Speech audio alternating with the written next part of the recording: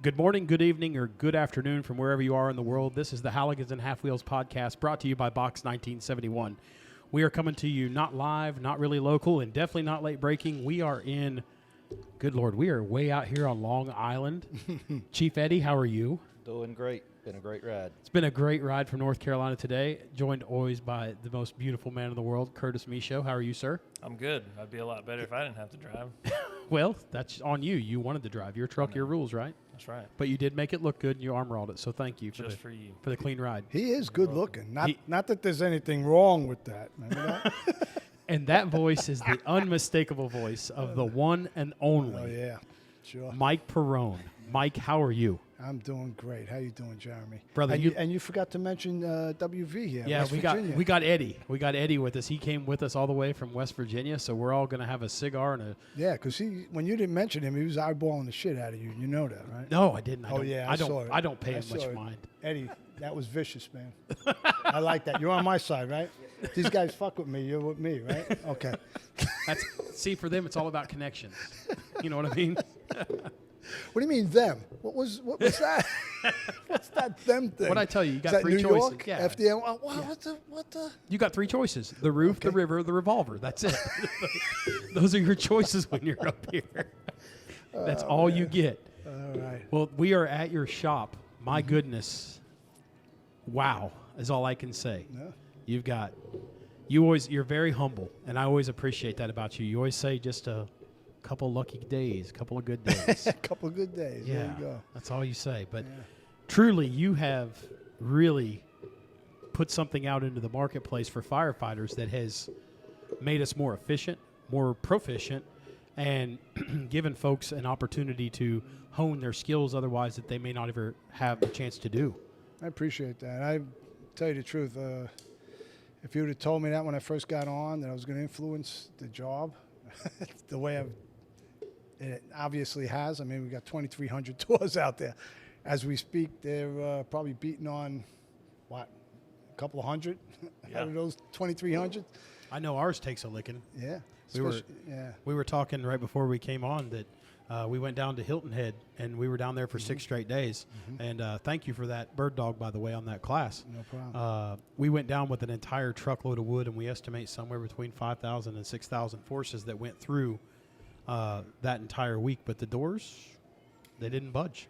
No. They put it this way. I was a fireman for 33 years, right? Yeah. I know what firemen do. Firemen like to wreck shit. All right? So no matter how strong you make it, Right. firemen will find a way to wreck it. I made that thing like a brick shit house. You know that. You use my doors. So Yeah, you absolutely. know. I don't have to tell you that. We've got 2 of them. Did you hear about that? They did a study in, what was it, University of Michigan, I think. It was like $1.5 million they spent. And they you hear this? They put a fireman in a padded room with 3 bowling balls. Did you hear that one? No. They came back a half hour later. 1 bowling ball was broken, 1 was missing, and 1 was pregnant, and nobody knew. And nobody knew what happened. You son of a bitch. I thought you had something serious. Oh, I had to throw that $1.5 million, and I had to put the University of Michigan. That made it serious. That's great. So, University of Michigan, you really didn't do that. Don't sue me, all right? I know you didn't do that. you know a guy, It's a right? joke. So you got off the job when? 2014, November. 2014. All right. Married, couple kids. Yeah. Got on the job in September of 81. September of 81. Yeah, Mike, where were you in 81, Jeremy? born in December of 80. Mm-hmm. The So, look on your face says I it don't all. know. I don't know how. I don't know how much you can get away with this podcast, but basically, I was sucking air off the floor while you were sucking your mother's. All right. Yeah. Pretty much, right? Yeah. There you go. That's. I've told people you forgot more. But that's a about, good thing that you were breastfed. I mean, it's good. Look at the size of you. You're all strong. You're all good Old to and go. beautiful. Oh, and it's beautiful. I'm healthy. I love I'm it. husky and healthy. I love it. Why did I agree to this? Because you had nothing better to do. West Virginia's got my back if it gets crazy, right? Yeah. I mean, we just got to close the door. That's all right. Yeah, absolutely. So you get on the job. How'd you get on the job? I mean, other than the test. Yeah. What happened was, and listen, I'm married just the other day. I went through a 37-year anniversary. Congratulations. Okay. I know my wife since 1980. So that's, 42 years. Yeah. Right? Before her, though, I dated a girl who I met on the beach, and her father was a lieutenant in the fire department. And the test was coming up, and he had 2 sons. So he says to me, I'm dating his daughter. So he says, you want me to get you application and get my 2 sons applications for the fire department? So I said, damn, at the time, I grew up in East New York. I grew up where I worked. And I remember hitchhiking on Liberty and the Conduit to go to the beach in Rockaways. And the firemen were always out there, right? They were running their asses off at that time. And they were always out on a couple of fold-up chairs. And I'd always wave to them. I love firemen. And they always wave back. That's one thing about firemen. You wave to them, they'll always wave back, right? And I says to him, yes, that sounds great, man, because I always respected firemen. Just never thought to take the test. I had nobody in my family was on the job. Right. So, this was, he got me the applications, and I made it, and his 2 sons didn't. I know, but what are you going to do? I mean, they were good guys, but they didn't pass the test, and I got on. So that test is offered once, every 4 years? Something like that, yeah. Yeah, and there's a ton of this people. This was the 77 test. This was the test that at that time was the hardest physical. What did they say? The hardest physically test I think that the United States was given at that time. Really? That was the test that. Some people had to sue to get on. Some women. Okay. I'll say it the way it was. There was 40 women who sued because none of them passed that actual 77 test. That's the truth. That's what happened. They sued, and 40 women got on. And some of them worked. One of them worked in the neighboring firehouse. Very good. She was good, but they never passed the original test. And I remember it was 7 events, and I remember zeroing one of the events. They took 7 marks, and you averaged them. Right. And I zeroed the ledge walk because I never saw it. I was playing football at the time, and I thought I was in really good shape. And I remember going in basically cold, and I wound up zeroing the ledge walk because I was the first guy in a group of 8, and they make you do it twice. So I did it the first time. All the guys said, do it just to get the first passing mark. Then the second time you go for the improved mark to add to it. So I went the first time, and the proctor never said, hey, bro, pick it up a little bit. You're a little too slow for the minimum time. So I came back, take the front. I went like this. I turned my head to her, and she goes, oh, you're 10 seconds too slow on the minimum time. So I says, oh, shit, I had nothing to gauge off her. So I waited. I watched the other 7 guys go. I saw the speed they were going. I says, okay, I'll nail it on the second time. Second time, I took like 4 steps and stepped off. That's a 0. That's a freaking 0. I was like, oh, shit, I just blew this test. I just blew it. Because when you put a 0 in on 7 marks, you're going to kill it. Yeah, But I did so good on all the rest of the stuff, I wound up getting a 78.9. So then I was playing ball for Pudgy Walsh, who was a lieutenant, who, God bless him. Everybody knows Pudgy. If anybody hears me, you know Pudgy. He passed away, but he was a legend on the job. And he took care of the FDNY's football team. And I played for him, and he goes, what'd you do on the test? So I told him, I said, I got a 78.9. I got something like a 94, 96. I forget what it was on the written. And he goes, oh, you're going to get on. I didn't think I was going to get on. I didn't think I was getting on. He goes, you're going to get on, and it's going to be before Christmas. And it wound up being September of 81. Wow. So I thought, I'll take the next test. I screwed this up. Sure. I wound up getting on.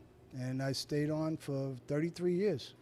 Where was your initial assignment at? 236 engine, right on the corner. When I said to wave to the fireman, Right. that was the corner we used to hitchhike to go to the Rockaways. And I stayed there. I got on in September of 81. I stayed there till April of 89 and transferred to the truck that was doing the most work with us. And it was a tiller, which was cool too. And that's 175 truck. And I stayed there almost 26 years, 25 and a half years. That's almost unheard of. Yeah. And then they got, in my last year, the last physical I was taking. Now, I already had the doors that I do. They were overlapping 7 years. So I was at the Firehouse for like a 24, going home, and the 72 hours, I was working most of that with the forcible entry doors, the multi-force. Right. And they found on the last physical I took, I was in AFib, atrial fibrillation, when I took the EKG. Okay. And I didn't know what the hell that was. So I took the thing, and the guy was great. The EMS guy that took the EKG, he was like, Mike, we're going to take this again. I'm like, okay, what's wrong? He says, no, it's just, we'll take it again. He took it again, and he goes, do me a favor. He says, don't go on a treadmill, because that's one of the physical things you do when you take the yearly physical for the fire department. He goes, don't go on a treadmill, do the other stuff, do the eye test, the ear test, and then come back in about 20 minutes. I go, something wrong? He goes, no, just do it. I came back, took the EKG again, and he goes, I got to send you to the heart doctor. I go, what the fuck is wrong? What's wrong with me? Right. I got a heart problem? And he goes, go see Akuna. And she was the heart doctor at the time. So I went to see her, and she goes, yeah, we have a heart problem. I says, and that now my everything drops. Oh my God. I says, but she goes, but if you're gonna have a heart problem, this is the one to have. I go, oh great, I got a heart problem. I says, it's a good heart problem, but this is the one to have. Okay, what do I got? She goes, you got atrial fibrillation. I said, what the fuck is atrial fibrillation? I didn't say fuck to her. She's a woman. I said, right. What the hell is atrial fibrillation? She goes, well, it's an arrhythmic problem. It's electrical. So I go, oh man. I go, okay, so, but I can go back in the field still. She goes, afraid not. So now my heart drops. I'm not in the firehouse anymore. Yeah. She goes, so I go to then it's 3/4. Because when you go out on disability, it's 3/4. She goes, afraid not. So I go, I can't go back in the firehouse, and it's not 3/4. Why isn't it 3/4? It's a heart. We got to have a heart bill. She goes, it's electrical. The heart bill is all pumps, Right. like valves Yeah. and stuff. I go, oh, that's great. She goes, well, you got 33 years. You must know people. And I says, yeah, I can go to the Rock. They got my door. The door goes out to 2 firehouses a day, 6 days a week. I was heartbroken. I mean, I had tears in my eyes. And my captain was working, because you go there with the whole company. You take the physical with the whole company. My captain looked at me. He goes, what's wrong? I go, John, I'm out. He goes, what do you mean you're out? I go, I don't know. I got some fucking heart problem. That was a devastating day. But I called somebody, chief at the Rock, Mooney, was great. He says, yeah, you come down here, you're working tactical. He says, you did a lot for the job. The door goes out every day. He goes, go with the door, train guys. And they took care of me for about 6 months, and then I got out. Wow. 6 or 7 months, I think I did, on light duty. Got my overtime where I wanted to, got the hell out. Sucks. I didn't want to leave. They pulled the plug on me. I mean, you still look like you could fight fire today. Nah, you You look soft good. soaping me now. Come No. on. You still go to the gym. Come on. Yeah, sure. Yeah. sure. I mean, you look good. I'm 66. I'm working on it, bro. 66. I'm working on it. So what's the retirement plan? Retirement. I'm doing the doors. I do the training with the doors. Right. And every day, you see the doors behind me. Yeah. I guess you're gonna take pictures with this. Yeah, WV. But they'll WV. probably see the doors, and they see how much. I check every weld coming out of fabrication. Right. Now it comes here, and it gets powder coated here, and it gets packaged here if they're going out. Probably 95% of our doors get shipped. So, but once in a while, guys will come right here and pick up, and then I'll do the training with them. If we deliver close to, not crazy. I used to go, when I first started, I'd go anywhere, almost anywhere. I'd go 200 miles to deliver a door. Not anymore. You're like, nah. Either they come here or we ship it. And I'll go a little bit though. I'll go about maybe I'll push it to 100, but that's about it. But that's a stretch. yeah, That's a stretch for you. Yeah, but it's good. I enjoy when the guys come and they work on the door. I put it through all its paces for them. Sure. Show them how it breaks down. I even help them load it. Sometimes even give them blankets when they forget them. Oh, like you? Yeah. Remember when you came to pick up your door? Yeah. You know What that- else do you need? Oh, you need blanks. Oh, you need ratchet straps to hold it down. What else do you need, Jeremy? You need me to take the ride with you to North Carolina, for Christ's sake? You know, we had a great time though with Chief Scanlon. God rest I his love soul. that guy. He was good. The white-haired chief. He, Talk about having stories. Oh my God. You know, he told me on the ride home, he was like, busting chops with Mike that day was like being back on the job, because it was just like when you started picking on Eddie when he walked in, you just started breaking stones, right? Like, and the fact that you did that, I mean, you know, he thought the world of you, and he had a He massive was heart good. attack. I liked him. I only met him the one time. I thought he was great. Yeah, He was typical of, you know what, when you sit down, like West Virginia here, you know, you sit down, you break his chops like we're sitting at the kitchen table. yeah. My kitchen table on Bradford Street was insane. It was so good. It's the great equalizer. We'd sit there, we'd eat, and we'd sit there sometimes another hour and a half after just breaking each other's balls. Yep. And it was just a good old time. Your family, you know, and it's Right. just, I wouldn't give those days up for anything. I mean, I'm 66 now. I did 33 years. That's half of my life was a fireman. And you know what they say, once a fireman, always a fireman. You know, you're going home. I got a Halligan in the back of my van all the time, right? Because of the training and whatnot. Right. It's almost like you're hoping for a job to pop up so that you can pull over and go in there, you know, take the door and search around, you know, in your T-shirt. You know, In the back of your mind, get a Glory little Days singed. is playing. Yeah, get a little singed, you know. It's all good. But, you know, it's in our blood. You know, you can't give that, you know, No. especially in the area. No. In the area I worked, East New York, it was good for fires, man. It's still good for fires. You were a Tillerman, though, right? No, you are a tillerman if you're part of the company, Okay. as much as any other position. You Okay. know? Yeah. As you get more time, they make you a chauffeur, Okay. which is the chauffeur is the hardest position. I don't care. There might be officers out there listening to this. Give me a break. The chauffeur of a truck in an area with wires and trees is probably the hardest position ever, because first of all, the alarm comes in. We didn't have GPS. You had to know your response area. In East New York, we had a big response area. So you had to know how to get the guys there the fastest way. Plus, once you pull up, especially at night, you had wires on one side of the street, and the other side had crossover wires to hit the houses to power them off of those poles and wires on the one side. If you had and we had a lot of two-story buildings, you would roll up, and it's like, oh, shit, I got to get the roof man to this flat roof. And if you could hit it, fine. A lot of times, you would tell the tillerman knew to keep the wheels straight in case he's popping off. He's the OV. He's the OVM, the tillerman. Sure. Now, I'm looking, and sometimes you can't hit the roof for the roof man. So what you would have to do is everybody gets off. You're looking, you go, oh, shit, I'm going to shoot this thing down the alleyway. You move the rig a little bit, and you shoot the aerial down the alleyway, under the wires, and then cantilever it up. And you'd have your roof man running up, ducking under the wires, getting up to the top, and stepping off sideways onto the roof sometimes.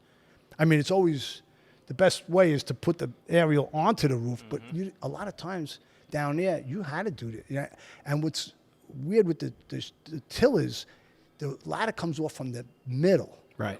So it's not like you can point and shoot. A lot of times when you had rear mounts, sometimes when our tillers would go down, sometimes they would give us a rear mount for a substitute rig for a while. And the rear mount, I found a lot of times when you had the wires, I would put the rig under the wires, like drive it up onto the front of the truck, up onto the curb, onto the sidewalk. Right. And then I always called it point and shoot with rear mounts. And then you're under the wires pretty much, and you can shoot it to, like, say, exposure 4. At least the roof man's getting up clean on the front. You know what I mean? Yeah. You're just coming in and just basically lifting up. There's just so much to that. You know what I mean? So truck chauffeur is a tough position. You got to put your roof man up if you can, and then the front of the building is your responsibility. You got to pull a portable off. You got to VES through a window in the front, you know. And on multiple dwellings, sometimes you're popping doors on adjoining apartments, and so it varies a lot. It's a very that's why they give it when you have a lot of time, because you got to know where you're going with this. And a lot of times you're forcing doors. You'll see some of my videos. I use the chocks a lot. Yep. That's because when you're a truck chauffeur, if you're forcing doors, chances are 90% of the time you're forcing by yourself. You don't have another guy with you. Where'd you carry your chocks at? Okay, I carried one on the outside. I like 2 chocks on the outside all the time. One in the helmet and one opposite my light. You know how you got the 2 loops on the coat? Yep. One of them had the survivor light on it, and the other one I'd put a chock in. And the third chock would go in my pocket. If I ever had to go in my pocket at a job for the third chock, we were dead. You know what I'm saying? So I always wanted to keep 2 chocks on the outside. Because think about it. You got the heavy, stupid gloves on. Right. You go reaching into your pocket for something, there's so much stuff, not a lot of stuff. I tried to keep that limited. But you go into your pocket with those gloves on, you're lucky you come up with whatever you were fishing for. So I always tell guys, keep one in the helmet, keep one outside somewhere on you that you can grab. And your third chock, the oh shit, something's really wrong here, we're going to die here, that goes in your pocket. All right? I heard a very prominent fire chief who speaks at a lot of conferences make fun of guys for putting their helmet in their chock. That's why I was curious. What? Yeah. For putting a chock in the helmet? Yeah, He makes fun of them? He called him Chooch. And if you listen to this individual talk, and I'm not going to dime him out, but he would call you Chooch, and if you put it in your helmet, he was like, what are you putting that up for? So it can get burned so you can look cool? And I'm like, Get burned. If your chock, if a wooden chock I'm with you. in your helmet is getting burned, you're dead. you're an idiot. You're dead. Yeah, something happened. You know? Right? Sometimes they get a little dark, but if they're actually on Burned. fire, then you're on fire. Kind of unbelievable. Cellulose-based fuels light off at 451 degrees, but God. that's lost on some folks. But now Did this guy actually go to fires? Yeah, he's a chief, You going back to the chauffeur being an important spot, and as you were going through your career, did you see that problem solving? Go ahead. What are you saying? Were you ever noticing that adapting and overcoming, and/or what some would say problem solving, was that something that you saw becoming less and less? Something that was less inherited by nature and more or less having to be taught to some of these individuals that you were training to be chauffeurs and things like that? I don't know. We always tried to keep, in 175, we always tried to keep the training top notch. We always tried to keep it up there. So here's an example, all right? We learned a lot of stuff from guys that went through the war years. When I got on in 81, my senior guys went through those late 60s and early 70s. These guys were going to 2-3 all hands a night in East New York. Bronzeville, these sections, the South Bronx, Harlem, these places were really ripping. Right, yeah. And we learned a lot from those guys, and they did it in a subtle way. They didn't really hit you over the head with it, Everything we learned afterward, I would always push on to the guys. And I always told guys, too, everything you learn, some guys are going to teach you stuff, and you nod your head, and you say, okay, great, and it's shit, and you throw it out. You know what I mean? But you don't insult the guy. The guy's trying to help you, all right? When you get something that's gold, you knew it, and you kept it, and you passed it on. That was my thing with my guys all the time. I says, when you got good stuff, guys, you pass that on, because the guy that's next to you that night at a job, he's got to go home to his kids, and you might be the guy that's responsible for him going home to his kids. Correct. And you want him to be that good that when you are in a bad spot, he gets you out. So I was always a big pusher. Put it this way, you talked about chauffeur school, right? I remember when I went to chauffeur school, basically a couple of the chauffeurs would let you drive a little bit. It's just to get the feel of the rig, and not much after that. When I was a chauffeur and I had somebody, they said, hey, Mike, so-and-so's going to chauffeur school soon. You want to take care of, I had great bosses. The boss would actually take a seat in the back, not in the tiller, but in the cab. Right. And I would sit in the boss's seat so I could talk to the guy learning to drive. We would drive, and I would tell him, once I saw that he was pretty good round, we had a tiller, so you had to really square up your front so that the tiller can get through and everything. Okay. Once I saw he was pretty good at driving, I would just spring something on him. I'd go like anybody. Hey, John, I'd say, see that third house on the left on the next block? That's on fire. Ladder to building. And he'd be like, ooh, okay. And that got him thinking. He would drive up. He would set the tone manners. And any mistakes we talk about. And we talk about it with the other guys, too, who weren't even going to chauffeur school, just so everybody kind of gets on the same page and starts to realize with other positions what you have to do. You know what I'm saying? Mm-hmm. So I always took it personally, like, put it this way. Between ladder 175 and ladder 120 was an industrial area, okay? It was all factories, right? And what I would do is I would take a guy and let him start chauffeuring around nice and easy. Like say he's being tiller trained. He's being trained for the back. Okay, it's first time in there. So we put a guy with him, talking to him and all of that. They would go through. I would take it nice and slow, round my turns, make sure he's coming through, not overturning and taking out cars and all this, right? I'll tell you a story after. Yeah. So we would do that. I would do that slow. See if he's not overturning. He's doing good. Then I would take him the next tour, let's say. I would say, yeah, you did good the last tour. I'm going to take it down to the industrial area. I'm going to take my turns a little faster. Because now you're dealing with an industrial area. There's no double park cars and none of that stuff. Pretty wide streets. And I'd take it and I'd start to go a little faster. And towards the end of that little session, I'd be whipping around corners, making sure that he knows when we're responding and we're going that fast, you got to react. One time, and I'm not going to mention his name. If he's ever listening to this, he knows who he is. Protect the guilty. Oh, my God. This guy was doing great, right? He's still a train. He's doing fantastic. I'm coming around all these turns. Everything's good, right? I come to a wide street. He was doing great on tight streets. I come around it. He overturns, takes out a minivan. Just takes out a minivan. I go, what were you thinking? He's like, I don't know what happened, Mike. He says, I was still so good. I don't know what I did. So we take out the minivan. Now we got to sit there. We got to wait for the cops to come. Everybody, the reports are all in. He thinks I'm going to tell him, get the fuck in the cab. You're not driving. I go, what are you doing? He goes, what? I go, get back in the tiller. He goes, you're kidding. I go, get back in the tiller. Are you kidding me? I said, you got to get back on the horse. You fall off, you got to get back on the horse. Are there many horses on Long Island? Absolutely not. Oh, on Long Island? Yeah. Yeah. There's North Shore's got a lot of horses. They got money up there. They got horses and stables and all kinds of good stuff. You know? So I don't begrudge. Hey, West Virginia, you begrudge them people having horses? You got horses in West Virginia, I know that. Well, they're You got one? their legs are shorter on one side You than don't the have other. one? Oh, okay. Do you know that? Why? Their legs on all the animals, the bears, the deer, they're all shorter on one side Because they're on hills. Yeah. You laughing at that, West Virginia? He just messed with you. He just messed with your heritage just now. Your heritage. I love West Virginia. It's beautiful. It is beautiful. It's beautiful. Country. Yeah, You're it a is. lucky guy, West Virginia. What the hell's your real name? Eddie. Sorry. I'll forget that in a minute. What, Come on, WB, I'm 66. I got no memory left. WB is it. Yeah.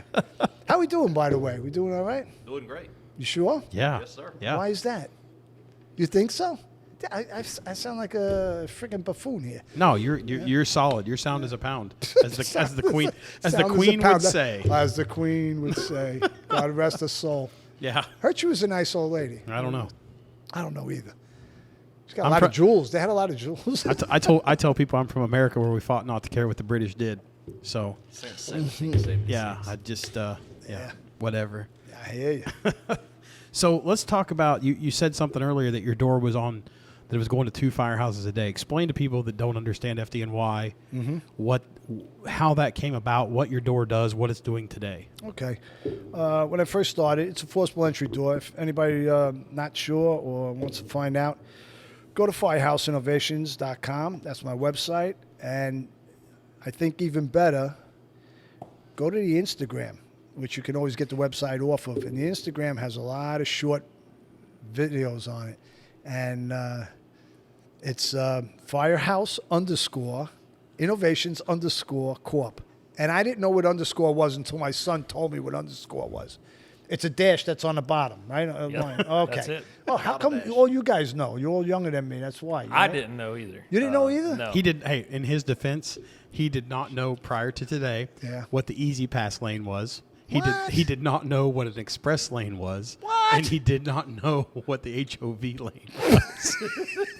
Hand to God. Am I lying? Am I lying? You don't have any HOV lanes down here? No. I wish they would do away. I'm gonna give you a little rant on HOV lanes. see, I'm originally okay? from How Boston. stupid is an HOV lane? Open up the damn lane so we Right. got less traffic, so nobody's stuck in traffic, so we're not burning gas standing still. Okay, that's my rant on HOV lanes. Okay, holy mackerel, We had Annie. tolls when I was Make growing me up. president, bro. What's your name? Curtis. Curtis. Yes. Curtis, make me president for one day. All right, I I'll got change. you. I'll If change I a got lot of pulled, shit. I'll do First thing, HOV lanes. First thing, Gone. very first thing, HOV lanes. Well, see, we had them growing up, but you paid the tolls, and that was it. There was no easy passes. There was none of the fast lanes. There Yeah, was none I of that used to have to HOV drop shit. change in the toll, Yeah, right? you pull- yeah, you drop your no quarters No in. easy pass, You right? threw it in the toll, and they flagged you on. You kept going. Jeez. So now they're over here all, take the HOV. I'm like, what is that? You said exit 35. What the hell's HOV? Do you realize what the tolls are here in New York on these bridges? No, because we got the stupid Oh, they're little insane. Easy Pass. They're they're insane. like And you 12 got bucks. Easy Pass, so you never see what's Yeah, coming no. out of your pocket. You slow That's down, another it thing. says Easy What a C scam. Pass. What a scam. Can you imagine if everybody had to pay out of pocket? There'd be riots. Nobody would go across. Nobody, yeah, well, Traffic would be worse than it was. we got to go. We came through at 6 Holy o'clock, shit. both levels Oh. of the Verrazano. Oh, standstill. forget it. Yeah. No, traffic is horrible Yeah. here. It's horrible. Yeah. So back to the unit that goes to 2 firehouses a day. Yeah, they had one of my force lunches. First of all, they bought way back when I first started. They bought two doors for the academy to train the probies. Then they wanted one that was going to go to every firehouse on the job. So basically, they bought one for a mobile unit. It was a flatbed truck, and they put one of the doors on. They, screwed it down to the bed of a flatbed truck, and it went to 2 firehouses a day, 6 days a week. And you get there, and you take the gates off the flatbed, and guys would come up and force the door. So they estimated that door got over 10,000 forces a year on that door alone. Nice. Yeah. And that door stayed in service until COVID. And then they decided they didn't want guys going from house to house because COVID was running rampant in the fire Sure. department. So what they did was they shut it down for a little bit. And I don't know if they still activated it after that, but I think they're worried about having guys. I don't know. It sounds crazy, Right. How many doors do you have in the FDNY right now? FDNY right now has got about 130, maybe 132. It pays for me. They stopped doing the mobile units, so I think now they want one. They told me they want one in every firehouse. Wow. And I think there's like 217 firehouses or something like that. So I got a ways to go with the FDNY. But they love it. Every place you go, the guys are great. And I'll deliver. For FDNY, I'll actually deliver and do the training, and the guys couldn't be better. I mean, sometimes I put it up on Instagram when I deliver, and I you show do. a picture of the guys. Sometimes they'll be forced, and I'll take a little video and Right. leave it up for a week or whatever, and break their chops. It's great. But the guys are still fantastic. My old job, you go there, you do the training, they're patting you on the back, they want you to eat lunch with them. It's just, I Right. love the guys. But how does they're that, great. Obviously you got a successful business with the doors, and they're phenomenal and things like that. But to create such an amazing product through a company, not only it go nationwide as it has, but to come back to this magnitude at your own department, Right. what does that mean? Like, how much for those who probably couldn't accept or be able to do what you've done for a department in which you served 33 years for? What is that feeling? Well- I'd assume it's got to be at some point unbelievable that Very rewarding. one of the most prestigious fire departments in this Yeah. country, maybe the world, Yeah. not only did you Oh, pour it's the most researched and developed Right. department probably in the world. I don't think anybody does R&D No. more than FDNY. So, The I sad mean- thing is these Yeah. guys can't go to see Randall's Island, right? Oh yeah. They can't go see all the cool shit that you guys have. Yeah. So, half your life there, and then to be able to, while you're working, create something like this and bring it back to where you started. Like, that's got to be more than just self-gratifying. Yeah, it's going in. Yeah, the sound's going in and out, Jeremy. It may just be a wire issue. Oh, We yeah? may have Can to you hear me, though? Yeah, I can hear you Yeah, I perfectly can fine. hear you. It's tremendously rewarding. You know, I get emails from guys. I get guys talking to me all the time, telling me how much it's improving. Listen, here's the deal with the doors. Forcible entry, to me, is not brain surgery. No. It's all leverage. Right. But if you're not doing a lot of work, you're not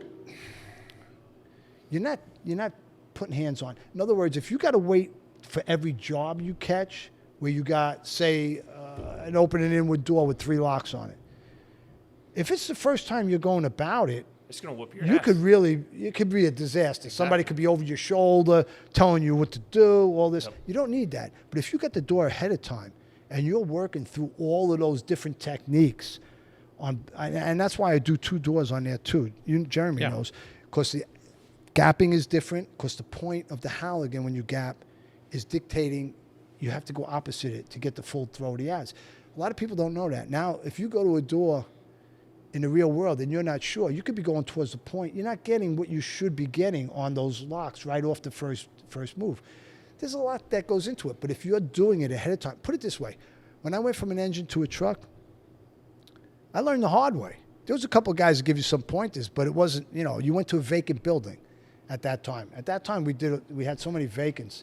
Probably half our work at that time when I first got there was vacant buildings. Wow. So we would go to a vacant when you were new there, and they would nail up a door. Yeah. But, you get to pop it once. It popped easy, Then we found out that if you pinned it with a Halligan into the floor at the bottom, you could really work through the techniques on top before you can pop it. Then we would go to the hinge side, but then it's destroyed. So a couple of guys got to do the forcing, and then it was like, all right, what do we do now? Yeah. But with this door, I don't have to tell you, Jeremy. it's You all over. just load it with wood, and you do all the techniques that you can do. You just keep I feeding even address angle line on it, and Yeah. nobody's thinking High about security. that. But we used to see angle line a lot on our multiple dwellings. We're starting to see it in North Carolina. Are you starting to see it now? in the- Yeah. How do you say that? Socioeconomically impoverished areas. Yes. Also Low- known as low the income. ghetto. Yeah, low I don't income. blame the people. They want to Yeah. put something on the door because the kid down the hall who's out of work and shooting dope in his arm is coming in when they leave for work and he's jimmying their doors. So they put the angle line over it, and we get there. And if you got a new kid that looks at that and starts to freak out, like, oh, he turns around to the officer and says, how do I do this? Right. You don't want that. You want him to have done it before, work through it. And now when it hits him in the field, he's all gung-ho to get this door because he knows how to go about it, I think one of our issues is that we have our officers aren't brought up the same way your officers were. And so we have officers now that don't even understand, if a junior member comes to them and says, hey, I need to do this, they don't have the requisite skills. I see what you're saying. It's bad. Yeah, I mean, that's not good. You go and you take a test, you get a gold seal, and you're on your way. And the next thing you know, if you're in the right spot at the right time, Yeah. you get a lucky Saturday guy that he's up and he's in the front of the rig and he's calling the shots. So it's definitely interesting for sure. Yeah. So- no, you want your officers to be very knowledgeable. Period. Right. But that's not always the case. No. No. It's a test you take. You don't know where their pedigree was. You don't know if they worked in a slow place their whole time, and now all of a sudden they're leading guys in a fairly busy area. Guess what? Most of those firemen know better than he does if it worked that way. You Right. know, that's why I always think that I don't know, to want to lead men, you should have your shit together. Amen. You know? I never even took a lieutenant's test on my job. I came close one time. I started studying and realized that I might be passing. and if I passed, You gotta leave. left. But if you pass in the FDNY, you got to leave your house. Yep. You got to go to another borough. Oh, Yeah, for at least 2 years, I think. I don't know if the rules are still what they used to be. You got to go out of your borough for 2 years.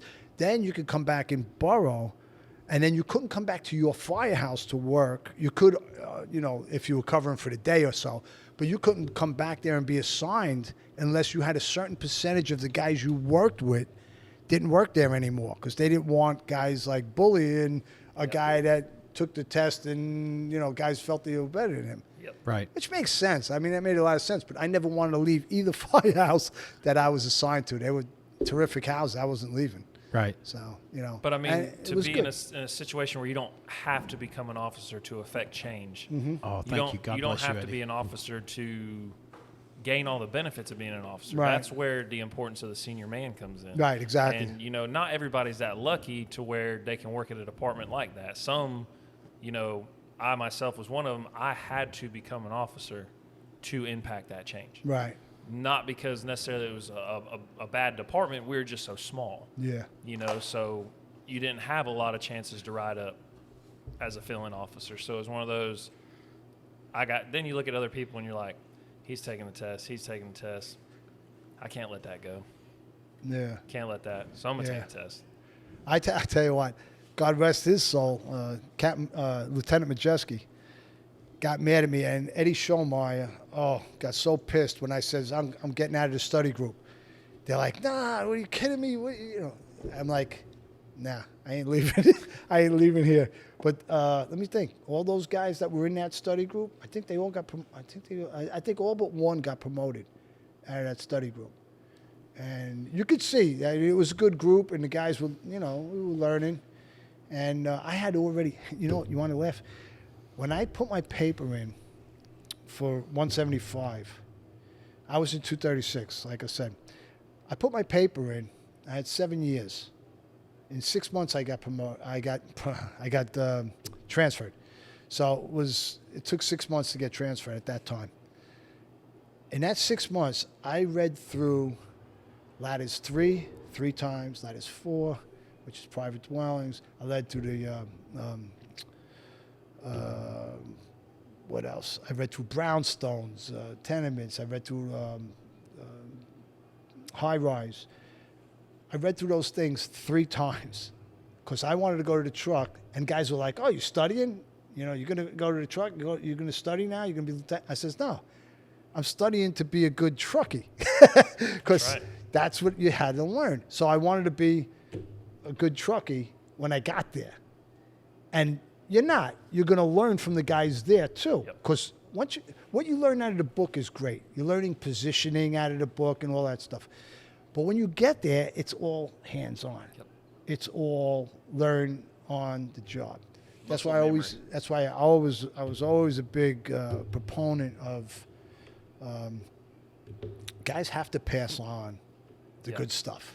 Well, the book is just perfect scenario. Perfect, real time, nothing can go wrong. Yeah. If you walk down the street, if you're driving down the street, you're going to ladder this building, this effort. But like you said, you got power lines, you got feeder lines, you got supply lines. A lot of that stuff, they tell you about it in the books as far as what to be aware of for warnings, but they don't tell you exactly how to position that. Not only that, in those situations. Not only that, there's construction. Like you go in firefighting procedures, brownstones. You learn the construction. You look at Queen Anne's.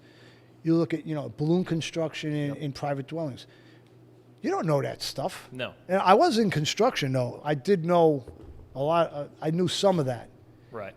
But you don't realize when you take, say, balloon construction and put it through what fire does, how it could race up the walls and into the attic. And we saw that in East New York. Yeah. A lot of the 2.5-story buildings were turn of the century, and they were all balloon construction. So we had jobs where you'd have a fire in the basement. Shoot straight up to that. Some fire when the guy popped the wall on the first or second floor, but it would mushroom up to the attic, and behind the knee walls, it's roaring. And you go up there, you pop a hole, you got fire all over. And it was because of balloon construction. You didn't realize it, but if you read about it, you had an idea. Then you got to see it firsthand, Yeah, understand it exactly. And then you say, oh, that's what they meant. The book makes sense. The book makes sense. But now I can attest to it, as far as, you said put your hands on it. I've had going on 13 years now in the fire service, but never really had outside of the 1 and 2. You go out and look at doors. I would do it this way, I'd do it that way. Jeremy brought the doors down before I knew him from Adam, and we did the full 3-day class. And, we started from nothing, just, basic PPE, all the way to blacked out masks, 1-man, 2-man, both doors, the whole 9. Right. And actually broke my finger on one of your doors. Our only injury In 6 years. An instructor. Unbelievable. Well, no, listen. at the time I was a student. Oh, See, okay. was such a gamer. This is before this saga started. Yeah, this saga. But we took that class, and we probably easily a couple hundred forces in a matter of 2.5 days. Yeah. But just getting guys the But- reps. So man, and one of the guys on my truck, we said, hey man, we're going to be one of the ones to not let this die. So when we came back after that class, me and him really started looking at doors more. Started looking at the construction of doors. Every time we walked through a damn grocery store. That's right. Hey man, do you see that? That was a magnetic door. The magnets are at the top, not the bottom. Hinges are on the inside. Hey man, this door, we could take the hinges if we did it this way. Right. Well, that was all fine and dandy. And, we burn, frequently, but not a whole lot. Me and this individual pull up to a residential job, and we've got smoking coming out of the eave. He's busy pulling hose. I walk to the door, and it's as if I was in a video game. It was just like that. Because you did it. Because How many the times? couple hundred forces we had that Exactly. weekend, we stayed fresh on it. Yeah. I was able to force that door in easily 10, 15 seconds by myself, but was not consciously aware of what I was doing. When I walked into the door, I wasn't thinking, all right, I've got a, inward swing and outward swing. Is it wooden frame? Is it wood? Let me ask you a question. When the door went, did you turn around and say, thank you, Mike Perrone? No, when the door You forced. see that? West Virginia, watch this. You see this one longer arm than the other? That's the one that pats myself on the back. But, I forced the door, and what we you got said we got before? back to the engine. I was Yeah. just like, I tried to replay it, and I was like, damn. Would you ask me before That really went about that satisfaction? That's smooth. Would you ask me before about how Yeah. what you just told me right now? Gives me satisfaction. And I literally texted I Jeremy. love that he I learned texted a him lot that from day and was like, motherfucker, I got one. Textbook, 10, 15 seconds. I benchmarked it on the call Bingo. just so that I could have it done. A week later, we got double swinging commercial metal doors. Me and the Destroyed fireman, 'em.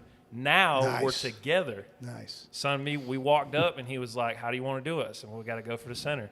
10, 15 seconds, double doors, security bar, done. You see what you're saying, right? Just- you got a lot of chiefs. There's a lot of departments in the United States. There's a lot of chiefs that are in charge of their guys. Right. And when you think about it, these chiefs are also in charge of what? The people they're protecting, the Right. civilians. Okay, this is a pitch for the door, guys. I know. No, but it's a pitch for knowing how to get through, and you have a device that will help you. So, if the chiefs are out there, look at the website, look at the Instagram, take a look. If this doesn't benefit your guys and your civilians that you're protecting, then damn, you're not looking at it right. Oh, You we know, came and- back that and- weekend and- was like, Chief, this is the bee's knees. Yeah. Like, y'all don't understand. We've got to have this. We didn't really look at the price right away. So when we were like, Chief, we got to have I'm this pretty door. good on my prices. Like, we actually. gotta have Yeah, this it's door. very, it's Yeah. very, Very very good. equitable Yeah. for what you get. Yeah. Yes. You can buy. I mean, just like when we bought our second door, we saw the need that we had to have more than one door. We didn't ever want to have people standing around. Right. And then, with the crush door, that's one thing that a lot of people don't talk about. That crush door, if you've got the metal slab doors to throw in that, boy, you Right. you can teach people what it's like to skin a door. You can talk about it all day long or show a PowerPoint, but when you Hands-on is it? when you tell them they got to take the forks and attack it, and they have to physically work. I mean, you hit a gold mine. But you do that, and then you hit a door in the real world on a factory, Right. and you've done it because the crush door is actually crushing real slabs. And Correct. I tell people, I even told you probably when you came to buy, I told you, if you don't have access to slabs, don't buy it. Right. But if you can get doors anywhere, it takes any door. You can cut a door into 3 sections to put in there, and any width from 36 to 22, 24 rather. Yeah. Any width is just 2. Right. But what you're doing is you're doing real door. I'm going to Correct. put a video up. I got a video I want to put. I've been wanting to put. I don't have the time. I've been wanting to put up on Instagram that shows the.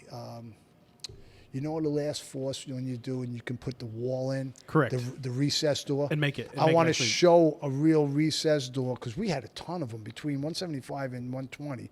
We had that industrial area I was talking about. All those doors were outward opening because they're commercial, and they were recessed into the brick by like 1.5 feet. That's a bitch. And when you get in behind and you hitting the wall trying to clear the door, I'm going to show a few different ways of getting that door to come out. In fact, it's on the Instagram and it's on the crush door video. That's on right. the Instagram, right? Yep. The last force, I'm doing exactly that. I tell you, you would not believe how many people say I never thought to do it that way. And that's, Well, it's not, and not for nothing. It's just not being taught. no, I know. You know, I'm trying. You're Jeremy, one I'm guy. trying. You're one guy. And, I wanted to bring up, first off, how did Firehouse Innovations get its start? Take us through, that's one question that folks always want to know is, how did this conceptualize? How did it grow into what it's grown into today? Okay. When I had about, I think it was like 23 years on, right? I said, let me go to the Rock. All you had to do was teach 2 classes at that time. At that time, each class was 3 months. So all I had to do was teach at the Rock probies for 6 months. Then you go back in the field, and when they needed a guy, say one of the instructors was taking his vacation days, they call you up. Can you fill in team 6? Or can you fill in for team 4 Tuesday? And I'd say, damn, yeah, it's overtime. You know what I mean? It's overtime. Bing, bing, ching, ching. So, yeah, so I went to the Rock, and I had 23 years on. I taught for 6 months, and I went back in the field. And the time I was there, I'm telling you, I looked, and I'm trying to teach probies forcible entry on ridiculous props. They didn't address, you could not gap on the prop that you were going to send the fork in. So you can't do the first move you do to an opening inward door with a metal doorstop. You gap it, and then you set the fork if you have to. Right. They didn't even, Mike, you can't gap those doors. You break that prop. I'm like, okay, so we're teaching guys to just put the fork. Yeah, talk to them and tell them that you got to gap it. I'm like, yeah, that they're works. not doing hands-on. They didn't address spiking. I think they were showing videos on spiking wood jams, but there was nowhere to address it. I even asked them, do you want to set up in building, I forget, I think it was 3. I said, you want to set up, we can make a frame out and we could put plywood and we could have them spike it. Oh, no. And they wouldn't let me do it. So I started thinking I could make a prop to address all of this. Once I thought about, because I was worried about if you just made a solid prop, right? Door in a frame. As you keep sending the fork in, there's nowhere for the door to go. So the door's going to buckle somewhere. You're going to get wear and tear, and you're going to be changing outdoors. Once I developed that hinge system that disperses the door, as you're hitting in the fork, the door is retracting on those springs. But it's behaving like the door would collapse. Exactly, because the feeling, how many times you got to hit it, right? To Yeah. get it in. And in the real, but here's what I'm saying. The door goes with the springs. So you're not getting any buckling on the door. So you got longevity on the door. That's why my doors last forever on this. I mean, look how many forces you're going to get. You don't have any damage on that. No. There's no damage on it. Tool marks. Yeah. So the door displaces with the springs. And they made the springs hard enough so that when you're driving that fork in, it's like you're driving it into a real door, right or wrong. It's actually harder. It's bastard. Because in the real world, after you gap a door, I've found that on a real door in the real world, after I gap a door and the guy's got a hit for me, if I couldn't do the clearing move, which is important, but if I couldn't do that and the guy's got a hit for me, I'm looking at 3 to 4 hits tops. Right. I'm behind the jam, and I got the door. With my doors, how many times? 10, 13 Yeah, hits sometimes. I was going to say 10 to 15. Yeah. You train, now you're training 2 guys to work together. You're training the guy to steer the tool better, right? Yep. So it's not 3 or 4 hits and you're in, which it would be on average in the real world. You're training the guy to steer that tool for 10, 13 hits or whatever, right? He's also working as a team with the guy hitting. Correct. He's learning how to hit for that many hits if you get a tough door, So I like the fact that you train harder, and then when you go out to the real world, it's easier. And I like that because I get a lot of emails that tell me, You know, we trained on your door. I got a door the other day, and we went through it like it was butter. Thank you, my, whatever. Right. All right. Part of what West Virginia. Watch that long. See that longer arm again? Pat the I'm back. patting myself on the back again. Once again. Couple of good days. about like A couple of good days. That's what it was. about like a Yeah, captain hey, told look. me one time. What's that? Better to sweat in peace than bleed in war. There you go. Whatever he said. But he said it. He said it. That's yeah. like when we set the gaps. Jeremy's like, oh, look, that one. Yeah, that one's pretty good. And I'm like, no, it's not. Yeah. Tight. We want them tight. Tight. We like to set our gaps really tight. We set them. Just for the If simple you're gonna- fact, if like you're you gonna said, work, we're gonna make you work. You're going to work for this. Yeah. But for the simple fact, like you said, it's the repetitions, it's the communication. Yep. Do you know how many people that have never touched these doors want to cross the Axe and the Halligan? Oh, it's Almost. terrible. What do you mean? They Every- don't cross them. No, they're Oh, they go side. Yeah. sideways. Yeah. They're Oh. not crossing. They're not crossing. You see their my? toes. Oh yeah. That's one of my. I addressed that on one of my videos on the Instagram. Well, the And sad thing about those videos right. is people don't watch them all the time. The people that are sitting at this table will watch them, but the people that really need to watch them, Yeah. I mean, the ones that aren't into this job, that are on the well, job. they want to see fire. Yeah. Listen, if That and there's whoever's women in listening, bikinis, and Yeah, there's yeah. just more eye yeah, appealing. whoever's listening to me right now, I don't put fire around the screen, and I don't do the scary music thing. I go, here, hold this phone. we film with phone. Here, hold the phone. I want to show them something, and I just do it. And it's mostly, I tell you, it's probably 99% first takes. Right. You Same know, here. unless I drop something or something, I go, let's do that over. But I first take every time, and I put it up. And it's just like I'm talking to guys in my firehouse. That's how I want it. To be. Want it. I'm talking to you. Here's what I'm going to show you something that may help you. I always end with, I hope it helps. Because if you're really looking at, and I don't do anything with little tiny nuanced bullshit. It's all straight up, squared up, right or wrong. It's Right? true. Yeah. All squared up, really easy, simple stuff. It's leverage. I tell everybody, you're looking at a guy that did straight 65s in high school. Yippee! Oh, that was another. C's get degrees, bro. Yeah, there you go. That was another thing.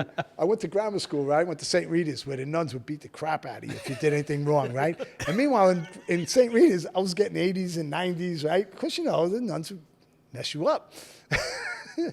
And it was allowed in those days. They could beat the crap out of you if you didn't do right. So I'm getting 80s and 90s. I go to a public high school, a vocational school, Right. by the way, right? I go to woodworking in vocational school, and they tell me, all you need here to pass is 65. I go, what? Oh, hell. Oh, my God.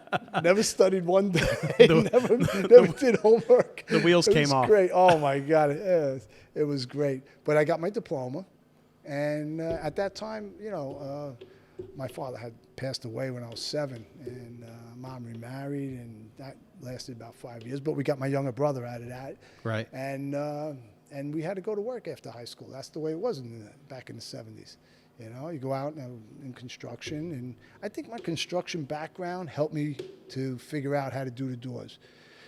It's just action reaction. You know what I mean? I needed Right. something that was functional, that was strong, and like I said, once you figured out the spring load, I had to work with It was funny. The fabricator I started with was 5 blocks from the firehouse. He's the guy that used to make the the long barbecues every firehouse has. Yeah. We had a double house, so we had, you got to feed 12 guys, and we had those long barbecues. So the steel guy was 5 blocks from the firehouse. So when I came up with the idea of the doors, I went over to him. I says, "Can you do this?" And he looks at the diagram I drew, and he goes, "I don't know." I go, "What do you need to know? I mean, you think you could do it?" And he goes, I go, "You need something solid to look at." And I was in woodwork. I go home. I come back the next day.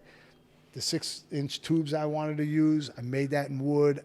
I did the spring load. I got the springs from an old, from my back door, screen door. Yeah. The spring I cut off to show him where a spring would go with the rods going through. He looks at it, he goes, "Oh, we could do that."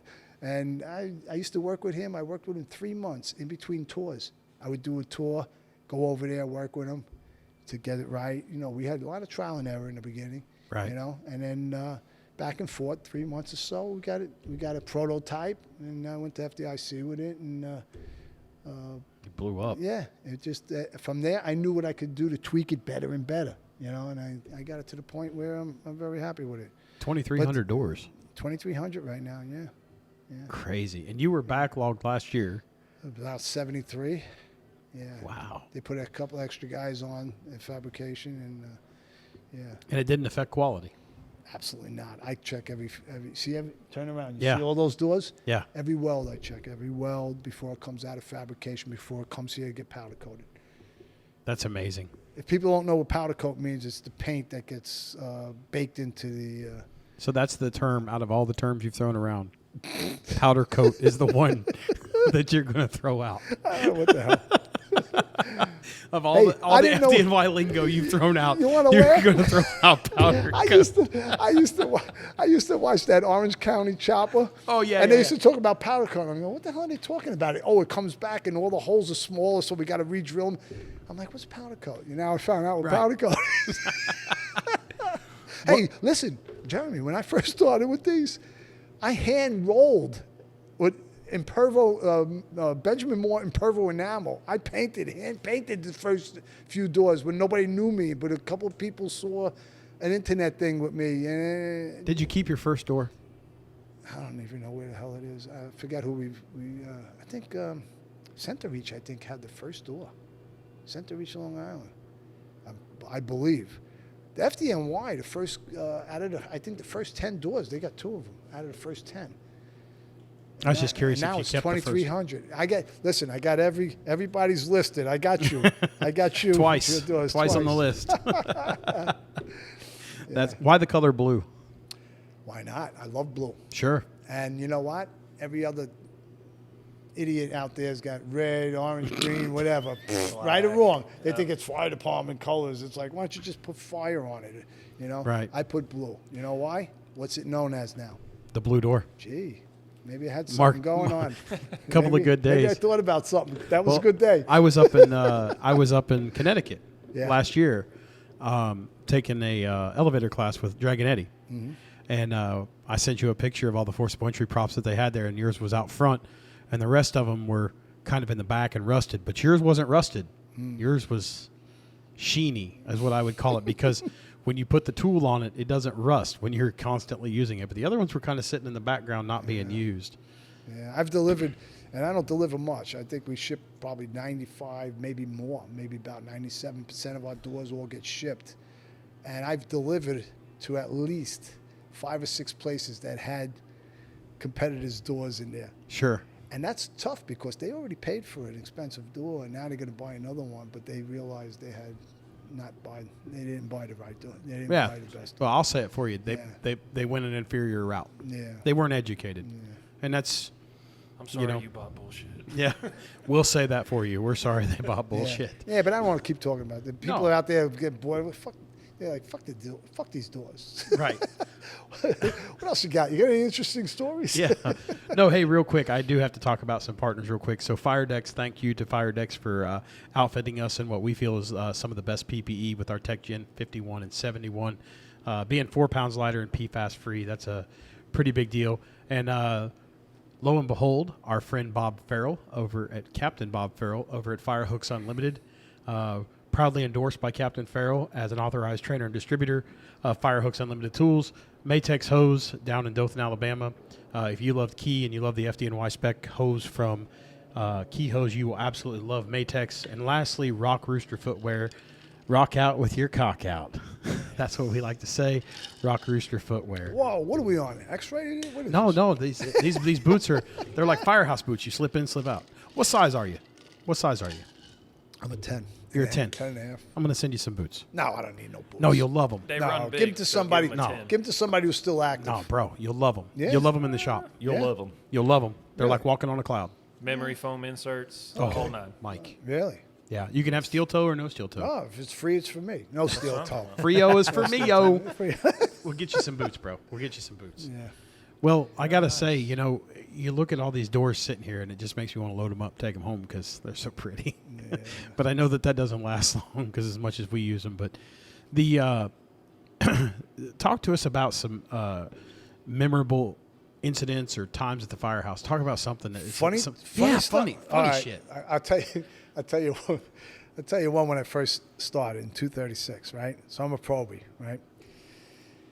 And we get a call. Believe it or not, you know how everybody goofs around. Oh, firemen get cats out of trees, right? Sure. Believe it or not, 3 times. You too? Yeah. 3 times cats out of trees. The first time was hysterical, right? Right around the corner from 236. We pull in, and they're saying some lady's calling in. We got a cat in a tree. All right. So I'm the probie, right? So who's gonna go get the cat, right? So we pull up, and she's got like there's like 5 different cans of cat food opened up at the base of the tree. Like a buffet. She's like trying to coax it down from the tree. So I said, oh, there's a cat in a tree. Wow. Do we really do this? I'm like brand new in the fire department. Can we really do this? Okay. So they go, Mike, set the ladder, set the portable up, and because every engine now has they have a 24-footer. Right. So I set the portable up. One of the guys goes, I'd put my turnout coat on if I was you. I'm like, sounds like this guy knows something, So I put the turnout coat on. He goes, yeah, you may want to put the helmet on too with the eye shields. So I do all that. I go up. Sure enough, I get close to the cat. It was purring. Now it's like, ah! So it sees me and it's like giving this like hideous kind of, ah! And I'm not a cat guy. I like dogs, So, so this thing's making this god awful sound. So I go, oh, what am I supposed to do here? If I go for the head, he's gonna freak, right? So how you see everything, you got to grab the scruff of the neck, right? Right. So I reach around, I got gloves on and everything. I reach around, I grab the scruff of the neck, and this freaking cat don't want to come off the branch. It's dug in. So I give it a yank, and it frees its claws from the branch and locks them onto my arm. Good thing I had the turnout coat on. That would have been a bloody mess. So now I got this cat in one hand. I'm holding onto the scruff, and it's got its 4 claws into my turnout coat on my arm. And now I got to come down with one hand. Guys are laughing their asses off. So I come all the way down, right? And as I get down, the cat sees the ground, takes off. It wasn't the lady's cat. It just took off with slight colors. So I go, wow, at least it didn't claw me to death. Like I thought it was going to be like Monty Python's Flying Circus where the rabbit grabs the guy by the neck and like just chews him up. So I said, everything's good. I put my stuff back, put the ladder back, and I forget if it was John Gazel or John Massaro, the senior guy, the chauffeur. He comes over, he laughs, he chuckles, and he goes, Mike, when was the last time you saw cat bones in a tree? I went, oh, good point. That cat was coming down whether we did. You know what I'm saying? He wasn't going to die in that tree. So, it was funny. There was a couple other times, too. One time we called what you call it? I forget. I don't think it was 107. I think it came from over the hill. 135 was a tower ladder. And they came with their bucket. And I think it was like lunchtime. And my boss was like, they're mad. They had to come get a cat. It is what it is. Some of the guys were good, and some of the guys were a little annoyed that we called them. But the cat, there was no way we were reaching them what we had. So, yeah, it was pretty stupid. But it was funny. It's good stuff, When I first got there, first night I catch a job in 236, right? Here's a good story. I show up, and at the Rock, they tell you, they want to mess with you. So they tell you, oh, wear your dress A's, wear your first class, I come in, I got the hat on, I got all this shit on. John Massaro opens the door, I go, I'm your new probie for it's Friday night. He goes, give me the hat, get it here. What is this, dress-up day? He goes, you're on a meal, right? I go, okay, listen to this. I didn't have any family on the job. And all through probie school, I never talked about the meal. I'm going, and I lived at home at the time. I went, wow, I got to work from 6 o'clock at night till 9 the next morning. I said, I'm going to be starving. So I ate like I was going to the chair before I went into work, right? so I get in there, I'm full. We get in there, and he's like, "You're not a meal, right? Get in here." And he was fantastic. John was one of the best guys I ever knew, and he's still around, so he's a good guy. And we go in. About the third run, we catch a job. I even remember where it was, picking in Hemlock. And it was in, thank God, it was on the first floor of a multiple dwelling. Listen to this shit. We go to stretch, right? I'm now in the backup, right? When you first go in as a probie in an engine company, you got a nozzle man, you're the backup, and the officers usually behind you, and then the doorman and the hookup man. So we get a job. Thank God it was on the first floor. What I do is, I didn't know the timing. They do it all by timing. They roll up, and it's a back stretch. You stretch for the job, and he takes off for the hydrant. And the chauffeur takes off for the hydrant and hooks up to the hydrant down the block, right? I didn't know they had it timed in the company. So the nozzle man gets up, takes his foals. Now I'm supposed to get up, take my second foals, right? And then the rig is going to take off because it was on the first floor. 2 foals, 2 lengths will cover this. Nozzle man jumps up, takes his foals. I got my mask and I'm trying to fasten the waist buckle, which the rest of the job I never used the waist buckle, but I thought, I'm new. You got to do the waist buckle. As I'm doing the waist buckle, the chauffeur takes off for the hydrant. I never pulled the second length off. I go, oh my God. So now the line is feeding off the back. So I grab the line and you think you're going to yank it like a garden hose and no, it's not going. I'm like, right? So I turn around. Thank God. Apartment on the first floor. We had enough. We get in the hallway and I'm brand new. This first fire I ever go into. But I know to flake the line. So I'm in the hallway and I'm flaking the line and I feel the officer grabbing like my head. I'm like, what the fuck is he doing? And it wound up, he forgot his light on the rig, and he's looking for that little stupid light you put in your helmet. Oh, your Garrity light? He took the light off the helmet to use. So I flaked the line, and the engine, the truck, I think that was forcing the door was 107. Yep, it was 107. They're forcing the door. They take the door, and water comes. We bleed the line. I'm chasing kinks in this foyer now. Right? And all of a sudden, it starts to go. I get right behind, it was Walter Zoll. I get behind him. I'm his backup man. And I remember going in and thinking, how do you do this job? We can't see.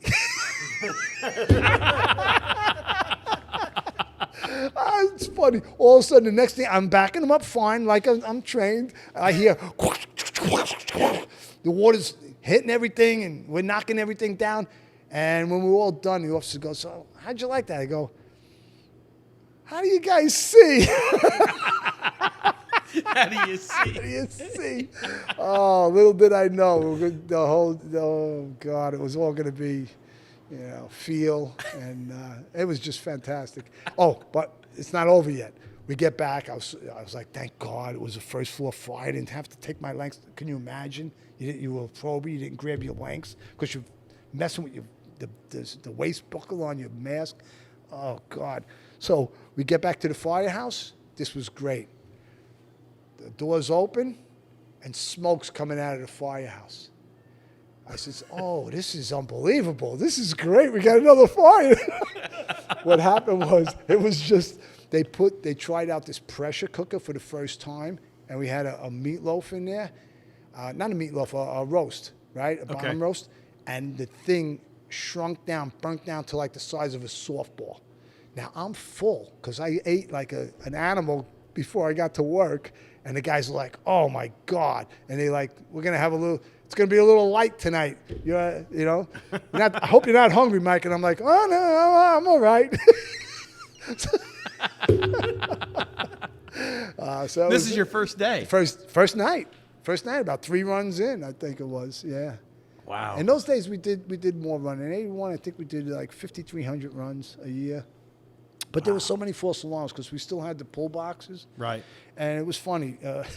You go in for a night tour, and if it was a nice warm night, we'd be running like in the first few hours and with the pull boxes, you get a 2-and-2 response. So the other companies would be coming in, buddy, before you even went for the meal, for the night tour, you'd know who was working in the other companies just because you pulled into about 3 or 4. boxes, and you'd see, oh, so-and-so's the nozzle, because you knew their positions in their rig, and you say, oh, so-and-so's got the nozzle over in 225, so-and-so's got the nozzle over in 332. You know, it was funny. So it's different. It was a different ball game. When the pull boxes became ERS boxes, the responses went down. You know, and but it was funny. At first, you push the button and you talk. Some people would push the button at a fire and it wouldn't wait for the dispatcher because it was a job. And you go in there with no response, which was one engine, and you'd have a rip-roaring fire. You're like, 1075, get some companies on. And it was cool because being a single engine, we did a lot of work even before trucks got there or another company. Wow. In those days, too, we used to, for a good job, you used to drop 2 lines. Remember, we always had 5 firemen at that time. It wasn't down to 4 and an officer. So you had 5 firemen. Sometimes you'd pull in, especially under the L, under the elevated. That was like everybody was a long ways to come to us. If we had a fire under the L, we'd drop 2 lines. We'd drop a second line and make sure the second line had enough to cover the full building for the next company. So when the chauffeur pulled down to the hydrant, we had our line going in, and it was a dry line in the street that the second dude could pick up and then ask for it to be charged and cover the building. So they didn't have to go all the way to the rig, maybe halfway down the block to stretch off of our rig. Right. Yeah, but as manpower went down, they stopped. I don't think they do that much anymore. You know, it's more or less like the second due helps the first due now because the manpower is different. Yeah. It was a different ball game back then. Staffing's way weird now. Yeah, I can't imagine the Warriors like Bob Farrell. Buy that book, The Warriors. Oh, It's a great book. Really, I tell you, that really. These guys went to 2-3 all hands at night like it was nothing. Yeah. That's crazy. I mean, I've had some nights where we did three jobs, Right. you know, but that was usually 6-degree weather when you knew you were going to work, you know, and you caught. I don't think I did. I think one night we had 4. That was like the most I ever did in a tour, you know. But it was rare. It was few and far between like that. You But know? when you say a tour, you're talking the 6x9 or the 9x6, Yeah. not 24 hours, right? Sometimes it could have been a 24. Mostly night tours when it was really, really cold. You were looking at least a job down there in that area, at least one job, maybe 2. Maybe you're going to a third one. You're not doing any work. Maybe you're showing up, sometimes third engine, whatever. You know what I'm saying? Being in the truck was cool because if you weren't fast truck, if you were assigned to the box, you were doing some work. That's why I liked. I really liked the truck. First of all, too, being in construction. Right. I liked the fact that I took to the, and I also painted houses, which was a lot of portables. So the portables weren't, you know, new to me, and construction wasn't new to me. But I always say, a lot of guys, they're like, oh, truck this. Especially when you go on social media. You see a lot of guys putting the engines down, right? You see that. Yeah. You see that. It happens. I always said you should do, in my opinion, you should do 5 years in an engine, easy. Because you learn the job, you learn how much heat you can get away with. You also really appreciate when the venting is perfect, when you're pushing a line. When the windows go at a certain time and you're able to push that out and not have it wrap around you and burn your ears and whatnot. Or to take the vertical vent and you're able to go up those stairs. When that skylight goes, where you hit a heat barrier and you're starting to get back. All of a sudden the skylight goes and you're able to get right to the top land. You know what I'm saying?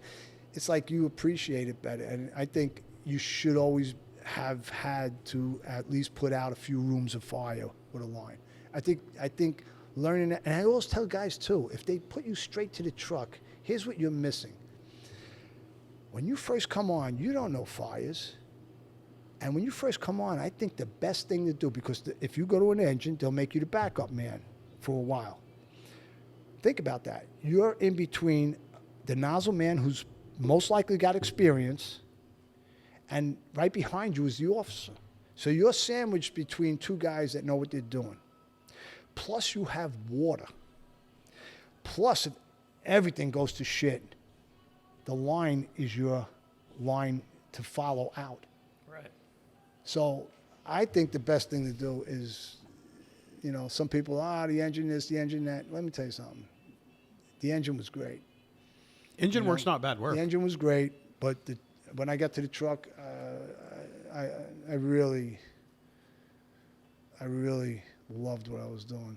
I loved what I was doing in the engine too, but when I got to the truck, I even loved it even more. It was just more. It was more thinking. You know, it was more demanding.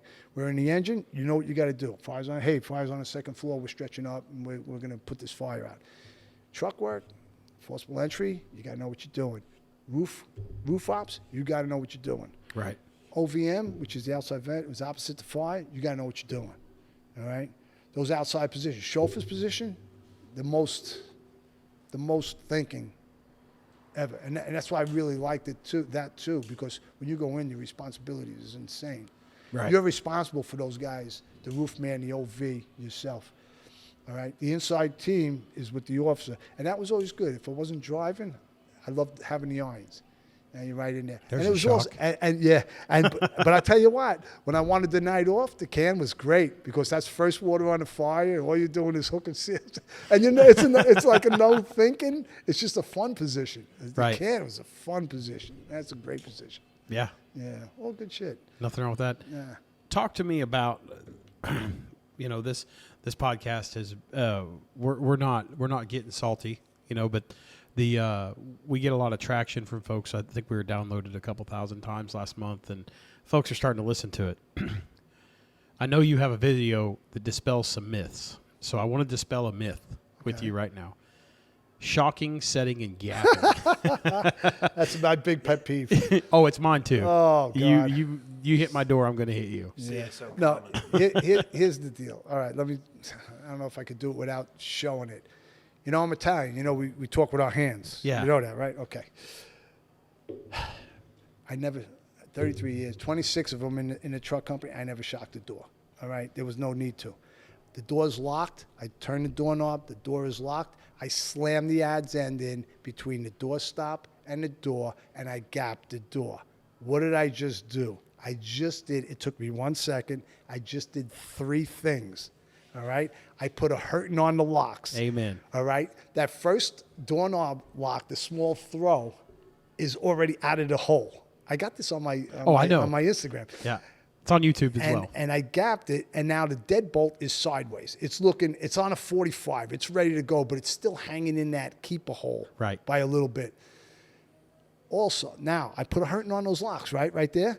If a upper lock, say a rim lock, an add-on, Right. or even a deadbolt add-on, was up top, say about 1.5 feet away.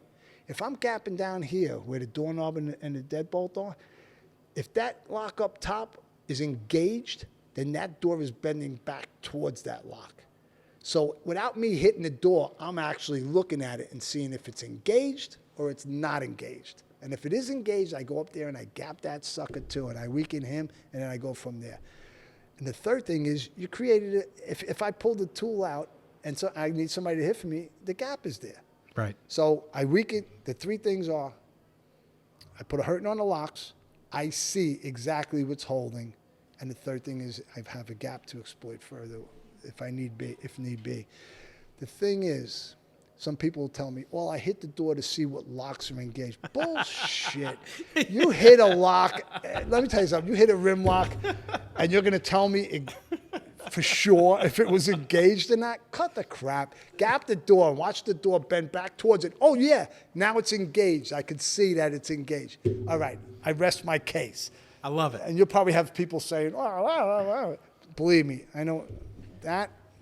There's no reason to sound the door. I think it has. Wait a minute. Oh, I do hit a door when I'm by myself. If I could not get the adz end between the door stop and the door, if the door was that tight and I don't have anybody to hit that adz end in so I can gap the door, I will hit the door with the forks. Where I want to put the adz end in, I'll dent the door. To give yourself a purchase. To give myself a purchase, drop that in. But you know how rare that is? Very. You can go up to 99% of the doors you go up to, you slam that adz end in. Right. It goes in between door stop and door, and you gap the door. Opposite of Pike, and you're off to the races. It's very simple. It's But very simple. I think people it's- make it hard. Why Yeah. do people make it hard? I don't know. I think it has to do with wanting to be seen, wanting to be heard, wanting to build a name. You really want to hit the door 2, 3, 4 times? High, medium, and low. Oh, God, help me. Help me. Bless your Oh, heart. God, help That's me. what we say down south, Mike, is Please, bless your heart. Please. Just, I tell you what, if anybody doesn't know what I'm talking about, just go to the Instagram, and I have it on there. I explain it, and I also say, look, if you're so intent you want to hit the door, go hit the door. We're also going to But put it's that a waste. link. It's a waste of time. If you want to see, we're also going to put the YouTube link in this video description. Dale from Wisconsin, Pickle, I can't remember. He just retired. Dale Pickell, Yeah, great guy. Yeah, he's fantastic got guy. a lot of your stuff. Does he? Yeah. Yeah. No, I know he does. Yeah, that's right. Yeah. And you know what? He's fantastic, and so is Rock. Did they listen to this? I don't know. You should give him a heads up. Yeah. Because I'm going to tell you right now, two of the nicest guys. When Sandy hit, Right? they came down, and they loaded a pickup truck, and they could have got they probably could have got arrested.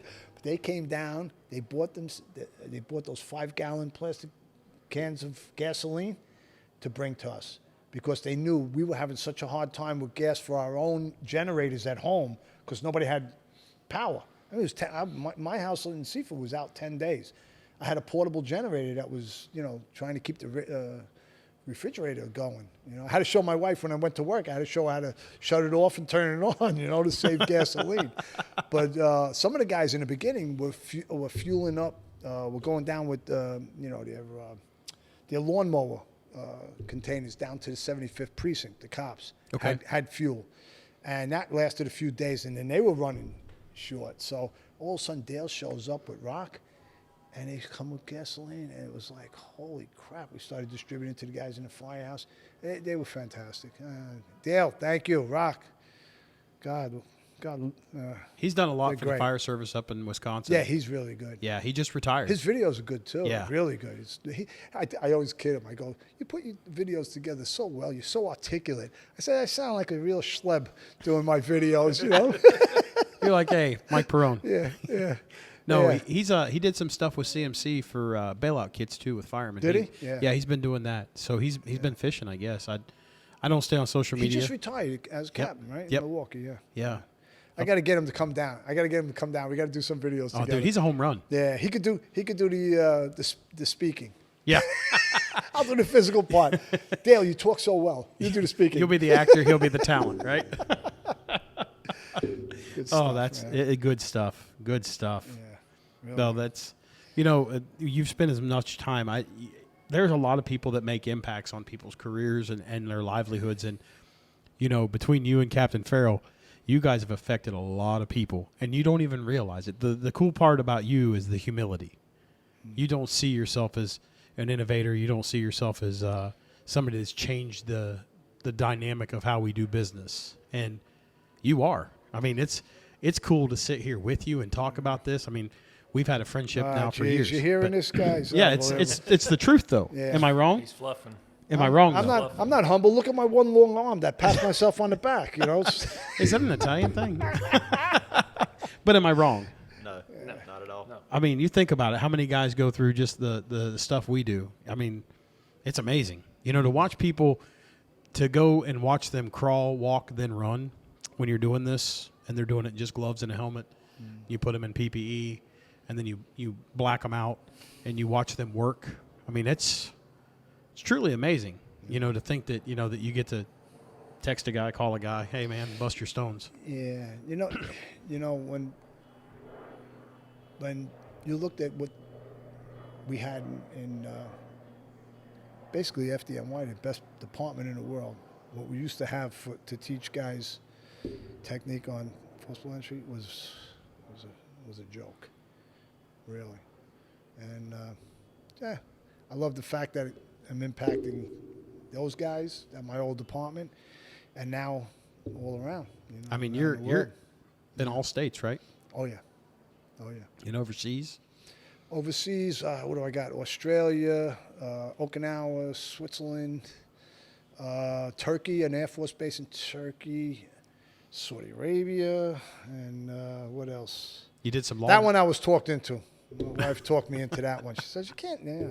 I'm like, really? All right. You Guys, did some law enforcement stuff. Oh, a lot of law enforcement. You're Yeah. working with the marshals and so on and so Yeah. forth. And That's what just went out? Something just went out too. Something went out far. I forget. It was another one of our military bases somewhere else. I can't remember now. I don't know. I forget, but it's out there. There's 2,300's a lot to keep up with. Yeah, I don't care about the overseas. I really don't. I got a lot in Canada, Right. but I don't care about overseas. Canada and the United States. The United States above all, Right. We got to train our guys, Hopefully if anybody out there went through a door and you pulled somebody out, yeah, go to my website. Let us know. That's always good to know. I mean, that's always good to know. You talk to people and they'll tell you, oh, you want to laugh? I got 2 at different times. Actually, this was before they went to war, a long time before, years ago, a couple of years. Moscow. Guys in Moscow, actually 2 different people in Moscow at different times emailed me and said that they don't have one of my doors, but they're using my videos to train their guys. You working for the KGB? I don't even know if they have Halligans there. This was before they went to war. They were actually friends with us. They were an ally. No, I don't think they were an ally, but who knows? I don't know. But yeah, that's cool. I mean, Liverpool, England, one time, guy texted me. I couldn't help but call him back. I called him back. I says, if I ever come to England, will you show me where the Beatles lived? He's like, yeah, bro, come down. You come down. We'll put you up in the fire. I was like, take you down the Abbey Road. Great, yeah, right. But that's all cool. I mean, that's how you get some weird emails from around the world. That tell you, you're doing something.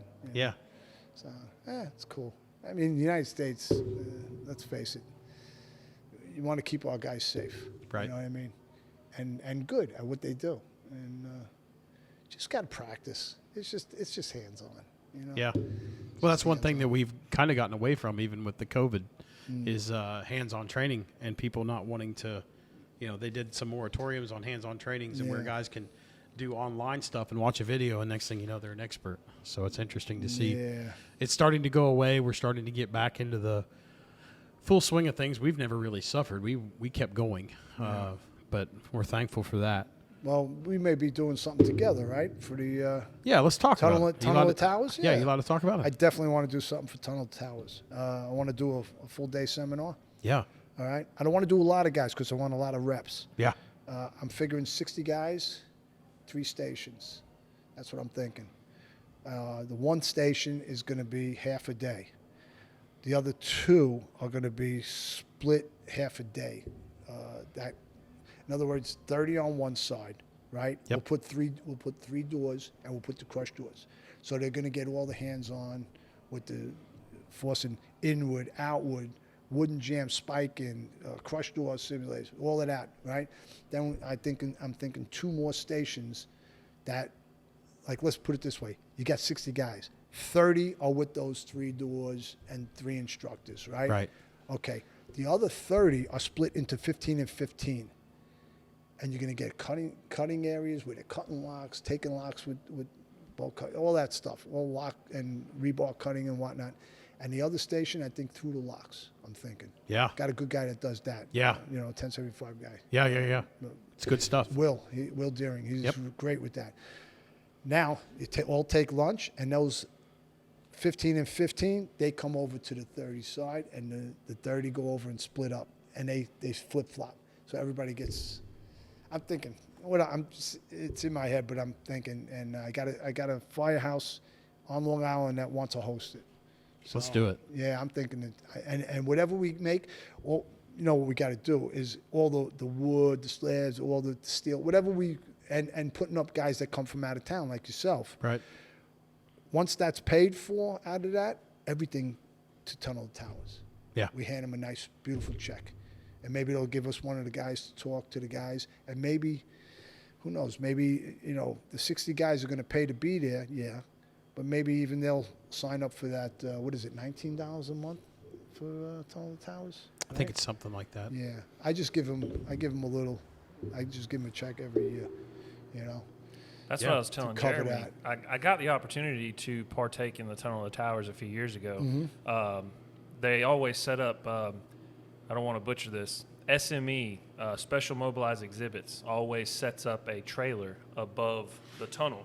Okay. And it's always like the VIP host area. One of the guys that I volunteered with back in North Carolina worked for SME. He said, "Hey man, I'm doing the Tunnel to Towers Foundation 5K. You want to ride along and come?"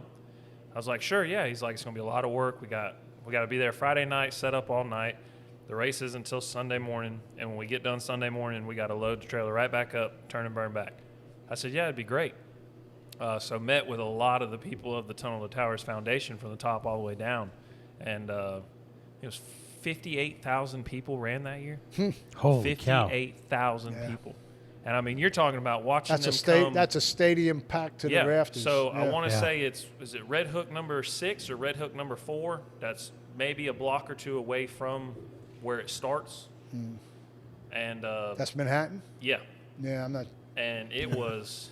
Not too up on Manhattan companies being from Brooklyn. It was insane. and watching, and they had to release them in waves because they were so big. But they said it was over 58,000 people. Yeah. And I don't want to say great. There was an officer involved shooting while we were there. Yeah. And the female officer ended up passing away from her injuries. Really? That happened at like 3 or 4 in the morning.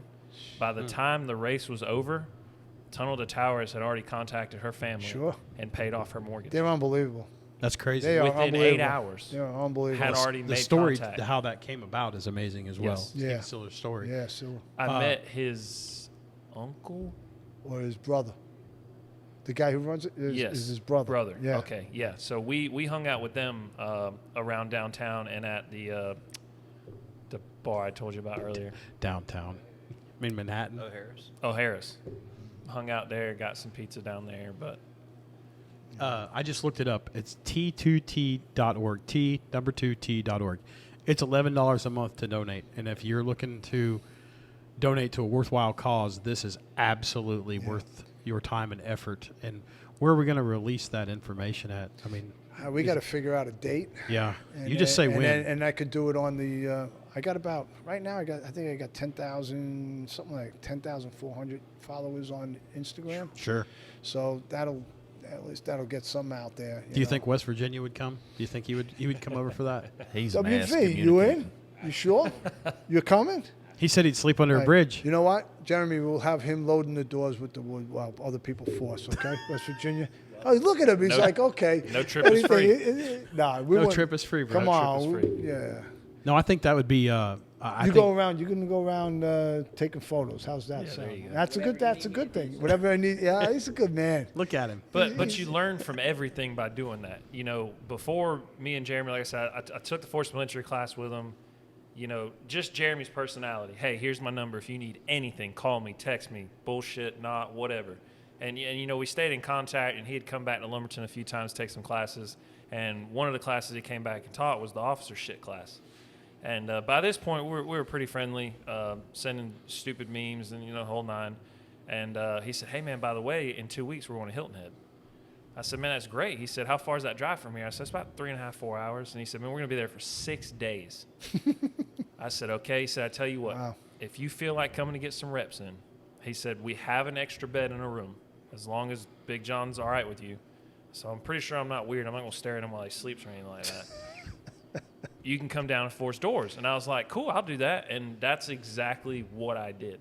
I went down there with no intentions and not only met more people through the company, got to drive one of the tillers, which was amazing. Never drew. Almost smoked their LP tanks. I mean, I almost let me guess. Overturning. Absolutely. Well, It's an overturn. When he goes around, you overturn. Because that's the first thing everybody does wrong. And then they beefed me up. So I was like, "Yeah, I'm cruising along." And I'm whipping, once you think you're badass, he's like, "Yeah, you got that's it." the worst. And then we started fading. I was like, "Oh, shit, I'm about to hit. What do I do?" He's like, "Just say stop." And I was like, "Stop." And the guy up front stopped. And I was like, "All right, cool." He was hitting the brakes. You could hear him mashing. Yeah. But the thing was, I had no intentions. And I myself probably put 400 or 500 more forces on the doors. That in those 5, I was down there for 4 days. I missed the 5. first 2. So No, you were down there for 5. I missed the first day. Yeah. So I was getting on average 100 reps a day. Wow. By doing what you said you. he could come do. I restocked all the doors. I redid the rebar. I redid the doors on the crush door. He went through your wood like it was going out of style. The town of Hilton Head had their own Yeah, wood. they provided it. Oh. Yeah. So they had their own wood plus what we brought. Was it wet? Did it have some moisture in it? Yeah. Oh, Yeah. it rained every You know how many people day. don't soak their wood blocks too? Yeah. That's you know, crazy. Yeah. You know what I've been getting up here? kiln dried is usually it's dry. Right. You'd rather soak it and get it to give you more force, right? We've been getting kiln dried up here, tight grain, darker wood. It's a monster. I got some of my videos. That's not soaked wood. That's kiln dry because we can't get the green. Remember when I first started, we used to get green lumber. That's right. Which was some people out there are thinking pressure treated. No, I'm not talking about pressure treated. They call it green lumber because it's not kiln dried and it's green and it's not color green, but it's got moisture in it. Of course, they don't kiln dry it. We used to be able to get that here in Home Depot and Lowe's. Can't get it anymore. It's all kiln dried now. So you got to get the right board, like a tight grain, it'll still give you a good force. But man, the old day, if you soak that, it gives you what the old days.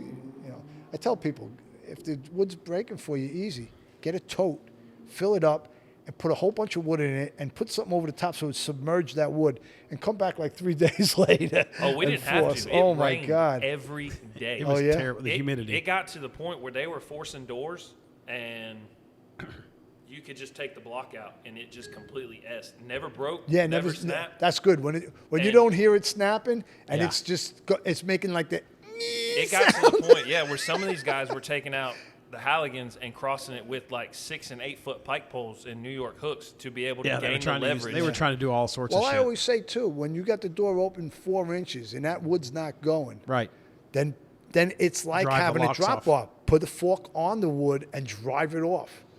You can Some do of that them wanted too to with keep the their door, wood. which is great. They were Oh, like yes? it was like a trophy for Yeah, them, like the Z, the Yeah. Z cut. Yeah, yeah. They thought it was a trophy. That's Well, listen, Mike, we've been at this for an hour and 40 minutes, and I promised you we wouldn't take up too much of your time. Where was our pizza from this evening? Gino's, Lindenhurst. Gino's Amazing of slice. Lindenhurst. Thank you. Oh, thank you. That was amazing. We always try to end with a word of wisdom, so I'm going to give you a minute to think about something. Words of wisdom. Yeah, words of Oh, of wisdom. While we're doing that and y'all are thinking about it, got to say thank you to Mikey at First End Leather for building some of the best leather goods that we've ever laid our hands on. Seek Thermal Imagers, Crestar Firefighting Nozzles, Old Pappy Tool Lube, Don't Be a Fool, Lube Your Tool, Thompson Multimedia, and Akron Brass. Chief Eddie, what is your parting words for this evening before we head to Manhattan? Train like your life depends on it. Amen. Amen. Curtis, what do you got, my friend? Enjoy life. I feel like sometimes we get caught up in trying to live life and do everything right that it just passes by. Amen. So just take it one day at a time and enjoy what you can and don't worry about the rest. West Virginia, you want to say something? Dittos? What was that? Dittos? West Virginia. You don't have a name. Take me home. Don't worry, it won't stick. That nickname won't stick. Don't worry. Until the next time he Until the next sees you. time. West Virginia. West Virginia. Unbelievable. What do you got, Mike? I don't Anything? know. Parting words.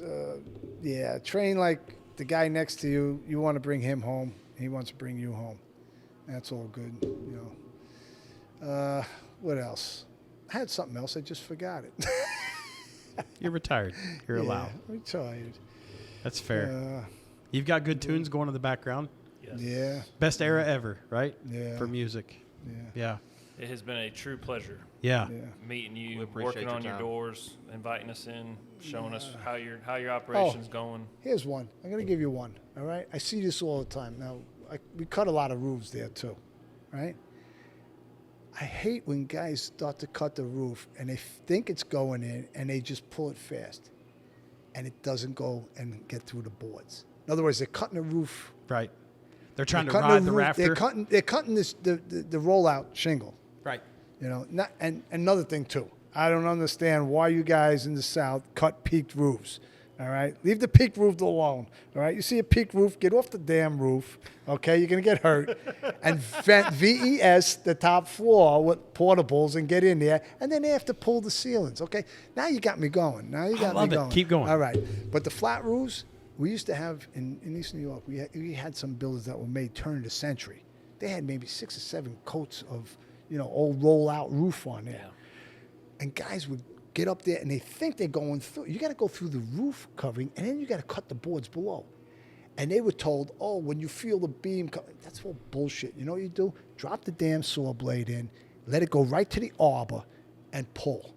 And don't pull too fast. If it starts to bog down on you, go back in the slot. If it bogs down completely, you got to pull it out, go full RPM, drop it back in the slot again. That's why you see a lot of people rocking.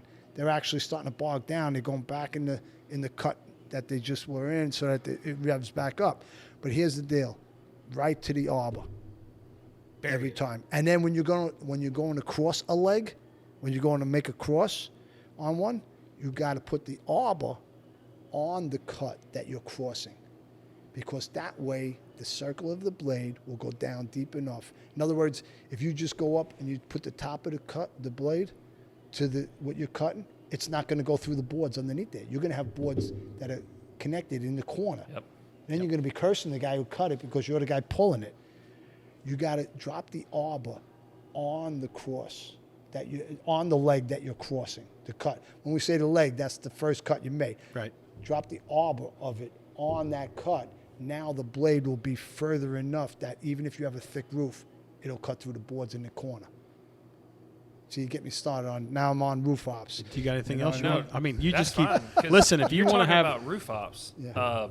reading the book, where were the K-12s at FDNY when you came in? Was that already They were happening? heavy. They were heavy. I don't know what the number, what the letter system is. We had a heavy, the partner saw. partner saw. Yeah. Then it went to a lighter one. The lighter one was much better because when you're dragging it up there, because you're going up with your tools and you're strapping that. So, you're going up with a heavier saw. When they went to the lighter saw, that was great. Another thing, too, you get me started. Do your but thing. This is almost like you got to see this visually. Right. I knew a guy who was teaching at Rock, and I felt like saying, how many roofs did you cut, bro? He's teaching probies, but you don't want to embarrass him in front of the probies, so you let it go. He's cutting. Look at how I'm holding. Trigger, Yep. bar. Yep. He's cutting in front of his feet like this, bent over. So you have to do that. You got to be bent over completely. So your back is taking a beating. Absolutely. How many holes are you going to do that way? Not even the When first he was one. done and he went in for lunch, I take the probies and I go, I just want to show you something. I said, how many of you guys played football? 2 guys maybe raised their hand out of 22.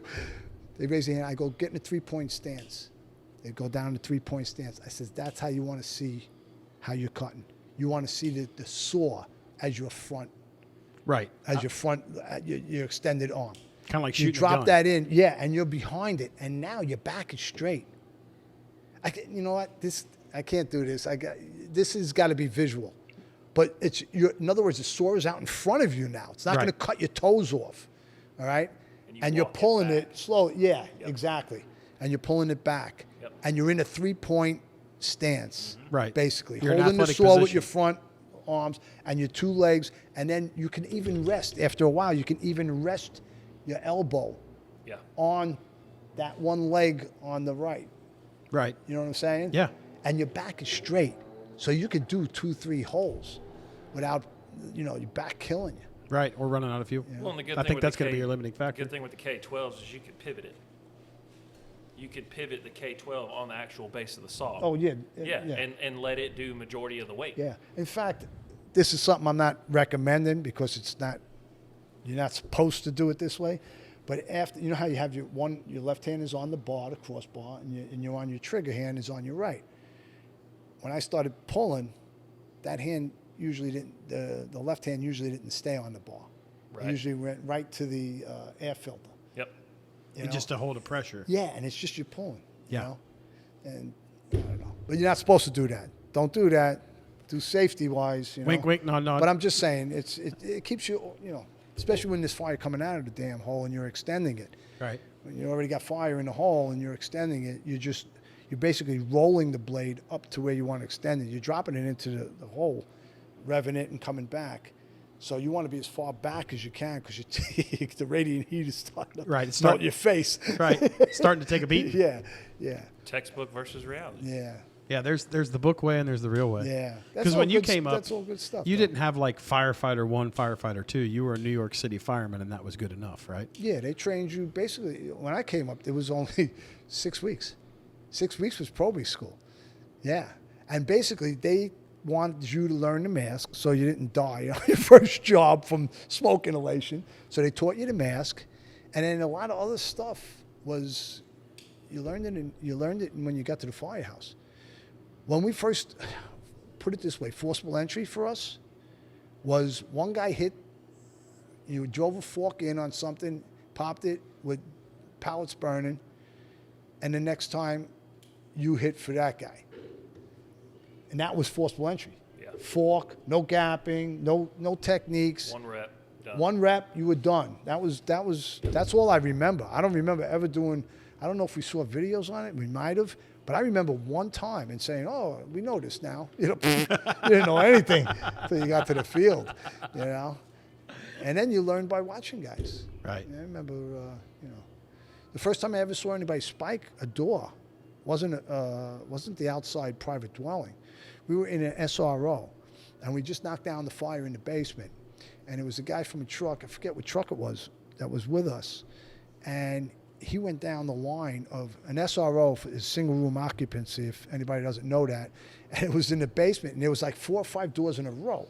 And these were like little rooms that the people would live in. And they shared like a bathroom in the basement, and a stove. And I remember knocking down the fire around the kitchen area. Right? I think I was backing somebody up, and I'm watching, and I watched this guy from this truck just spike the jams and pop each door right down the line. Like and I went, nothing. wow, I never knew that.